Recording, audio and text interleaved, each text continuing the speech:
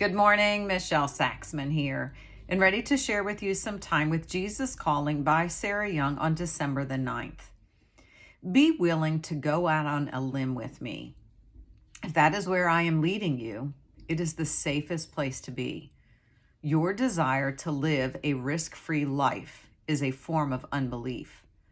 Your longing to live close to me is at odds with your attempts to minimize risk. You are approaching a crossroads in your journey. In order to follow me wholeheartedly, you must relinquish your tendency to play it safe. Let me lead you step by step through this day. If your primary focus is on me, you can walk along perilous paths without being afraid. Eventually, you will learn to relax and enjoy the adventure of our journey together. As long as you stay close to me, my sovereign presence protects you wherever you go. I have a couple of takeaways on this one. One is I do feel a little bit convicted in that I don't know anyone else feeling like you're at a crossroads, or maybe it's just this time of year we're coming into the end of the year, begin contemplating. I don't like New Year's resolutions, but taking a look back at the last year, maybe the last 2 years, and we know that the definition of insanity is to do the same things and expect a different result. And so I think December is always a time for us to kind of look back and say, okay, where have I been? What have I been doing? Where do I want to go? And certainly including our Heavenly Father in that plan. But kind of setting ourselves up for another level of success, but also setting ourselves up for another level of risk. He's encouraging us to take a risk. I like the very first sentence. It says, be willing to go out on a limb with me. Not going out on a limb for someone, but with someone. Going out on a limb. One of my favorite sayings is to be the branch, and that has to do with the fruit comes at the end of the branch, and then the root system is where all the nourishment is.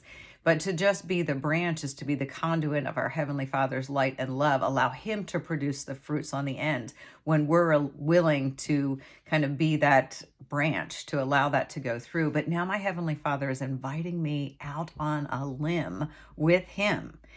And yeah, there is probably a lot of, in my personal nature, to minimize that risk. And there are many times I have felt, and I refer to Peter in the Bible, and when Jesus calls him to walk out on the water. And as long as you keep your eye on Jesus, you're not going to sink. But the moment we take our eyes off of Him is that risk of sinking. But I'll back it up even further. How many times have I personally feel called or compelled to do something? And it's like I say, I throw one foot over the side of the boat and let it dangle in the water, check the temperature. Am I willing to throw the other one over?